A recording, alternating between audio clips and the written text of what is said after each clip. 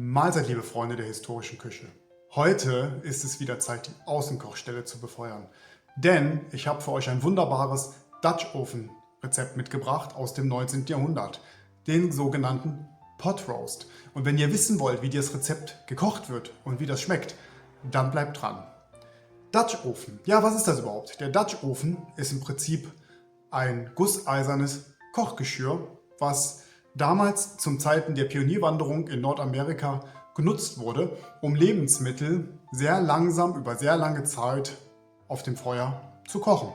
Und das Pot Roast Gericht ist ein Gericht, was genau diese Kochmethode benötigt.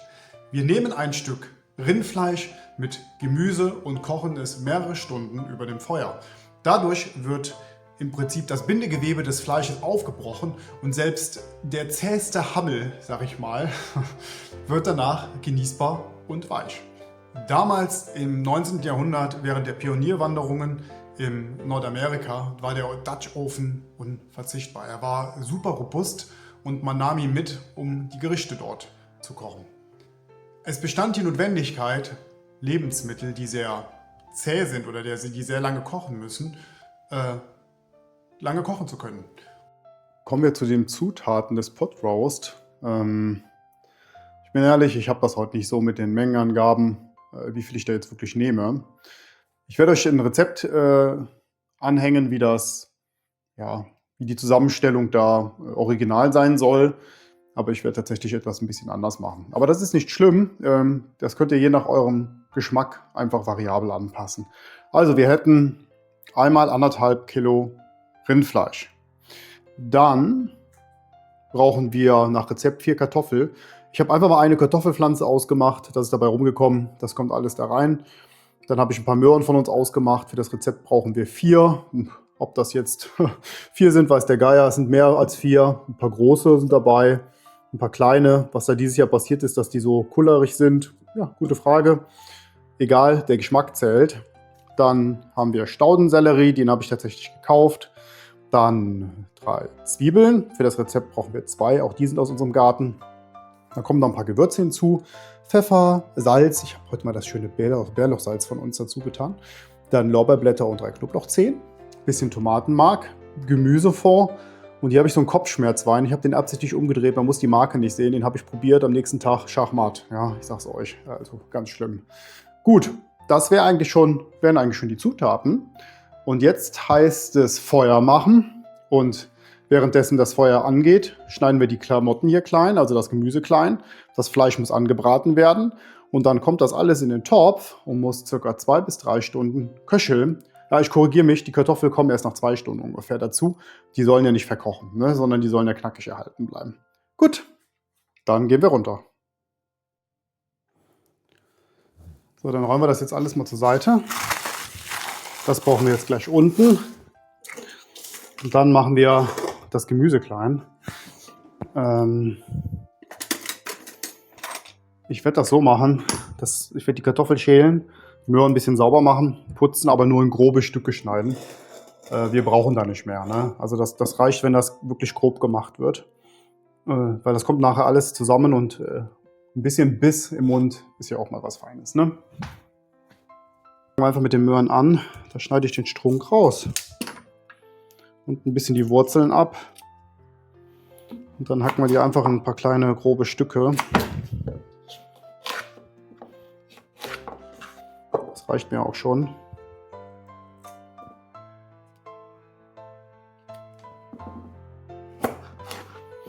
Die Kartoffeln werden einfach geschält und auch in grobe Stücke geschnitten. Das ist übrigens die Sorte, ich meine Linda. Keine so eine ungewöhnliche Sorte, aber wohl gut ertragreich, recht früh, glaube ich. Ach, so genau weiß ich auch gar nicht mehr ganz. Aber ist halt was anderes als aus dem Laden, ne? Weil du hast auch mal hier so ein paar kleine Tierchen dran, die mal ein paar Löchlein reingefressen haben oder mal von außen angefressen ist die Kartoffel. Die werden bei uns ja auch nicht gespritzt und nix. Ne? Das ist nicht schlimm, das schneiden wir raus und dann ist gut.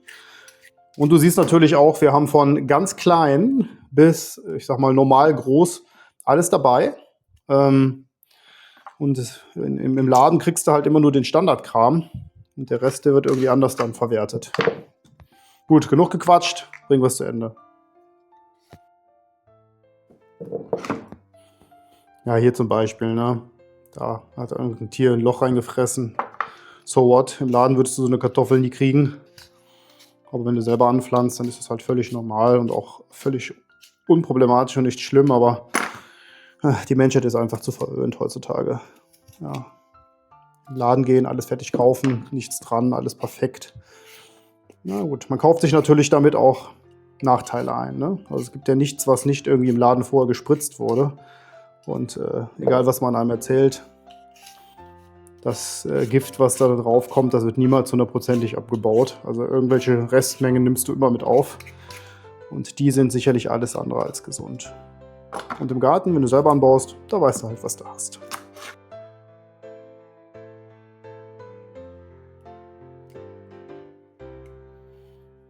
Also total interessant, diese Möhre ist sowas von holzig, dass ich die nicht geschnitten kriege. Die kommt weg. Auch sowas gibt es mal, ne? So, die Kartoffeln sind jetzt fertig, die kommen nach unten. Die werden ja zum Schluss reingeschmissen und das ganze andere Gemüse, das kommt dann oben mit auf. Wie zum Beispiel die Möhren jetzt. Und dann machen wir in dem nächsten Schritt den Staudensellerie klein und die Zwiebeln. Los geht's.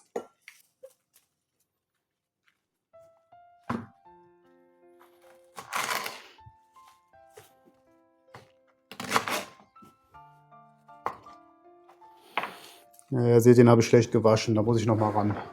Sonst wird das einfach zu knusprig im Mund, wenn da zu viel Sand drin ist. Auch nur ganz grob schneiden und fertig. Mehr machen wir da gar nicht. So, als Staudensellerie ist immer so eine Sache, da gibt es eine Story zu. Ich habe da mal ein Weihnachtsessen mitgemacht. Die erzähle ich euch jetzt besser nicht, aber da war ein bisschen viel dran. Jeder, der Staudensellerie kennt, weiß jetzt, was das bedeutet.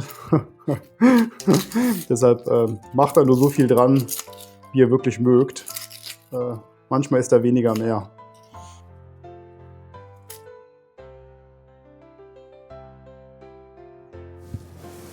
Da kommen mir vor Freude doch gleich die Tränen in den Augen. Aber nicht hier mal weitermachen.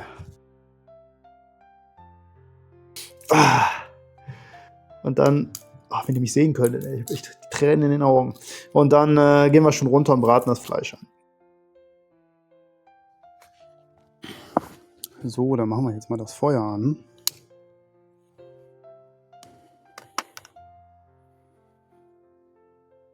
Schauen wir mal, ob das klappt. Das Holz ist nämlich nicht 100% trocken. So, wenn dann in der Zwischenzeit das Feuer sich so langsam entwickelt, werden wir schon mal was Butterschmalz in den Dutch-Ofen geben.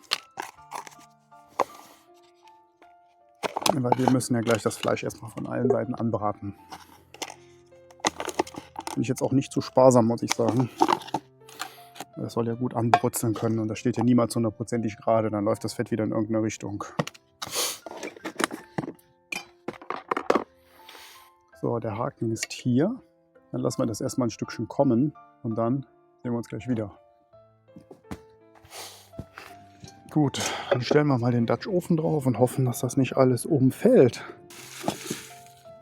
Also nicht wundern, wenn ihr den Sohnemann hört, der wollte unbedingt mitmachen. Aber ihr wisst ja, der kommt nicht auf die Kamera. So. Das ist das Geräusch, was einem immer gefällt.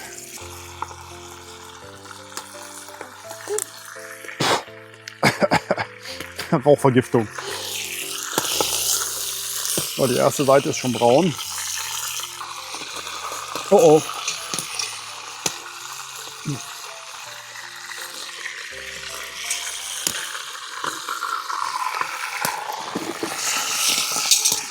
Ich muss vielleicht gleich mal ein bisschen umdisponieren, aber das Topfkreuz wirkt jetzt doch ein bisschen sehr avide. Das liegt aber daran, nicht, dass das schlecht ist, aber der Untergrund ist hier leider gemischt aus Steinen und Lehm.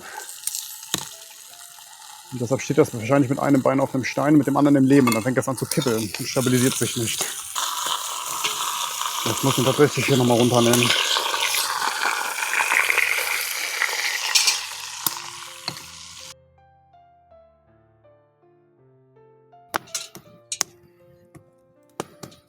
Ich halte ihn jetzt am besten erstmal fest, bis das runtergebrannt ist.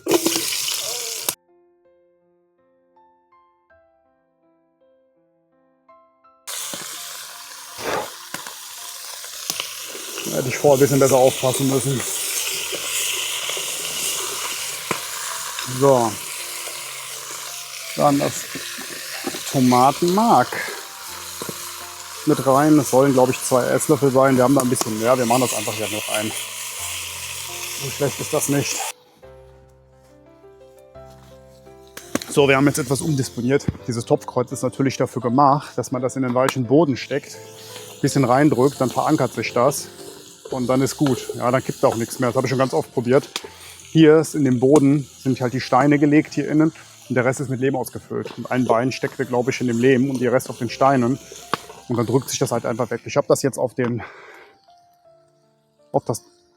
der inneren Steine gesetzt und damit sollte das auch funktionieren. Boah.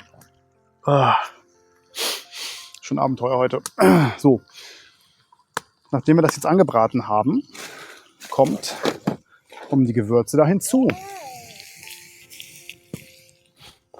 Und dann gießen wir es mit Rotwein an, mit dem Kopfschmerzwasser. 200 Milliliter Pi mal Auge. Ja, so. Und dann habe ich noch 2 mal Gemüsefond. Der kommt jetzt hier rein. So, der erste, dann legen wir das Fleisch drauf. Und dann noch der zweite. Oh, herrlich.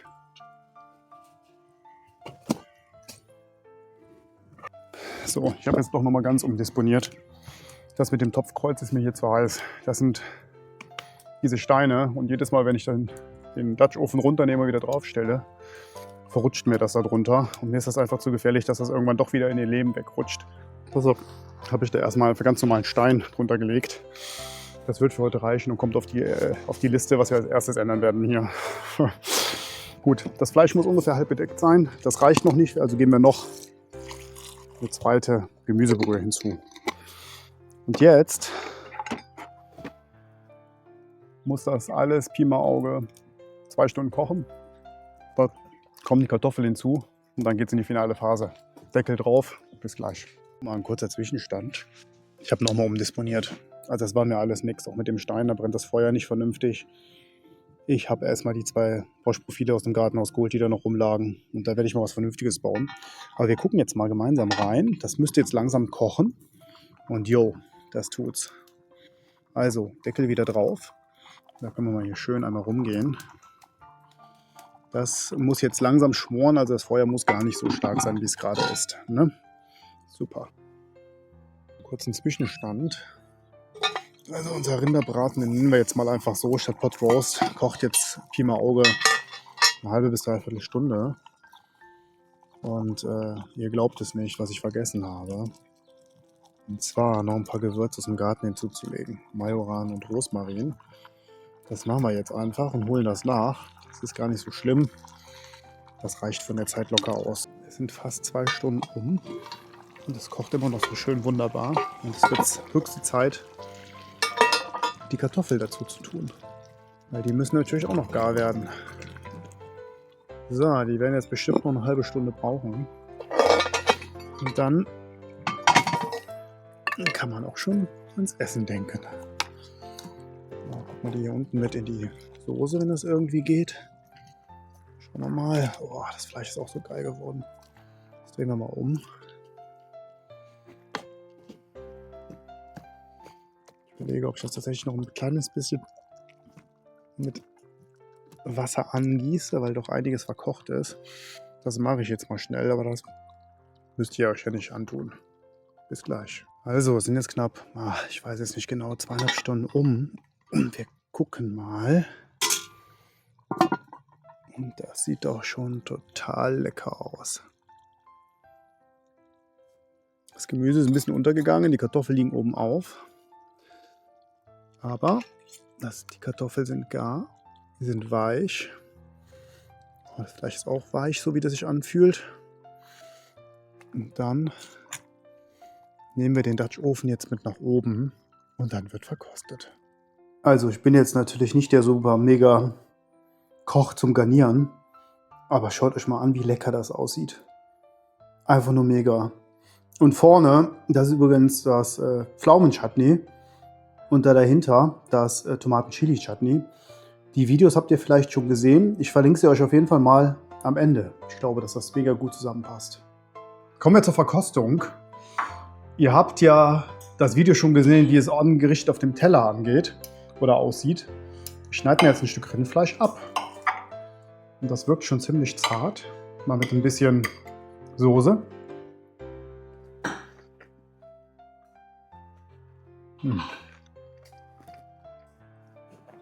Es ist super geworden. Also es ist super zart geworden, das Fleisch. Auch die Möhren. Die sind jetzt natürlich nicht mehr knackig, aber sind nicht zerfallen. Und jetzt nehme ich mir mal ein Stück Fleisch mit dem Chili Chutney. Weil ihr wisst ja, ich mag es gerne ein bisschen schärfer.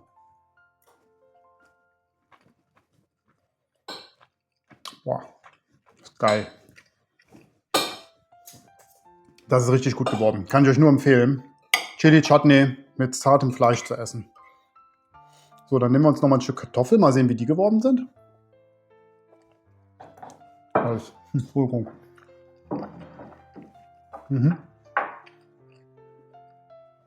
Ist auch sehr lecker. Vielleicht ein kleiner Kritikpunkt am Gericht.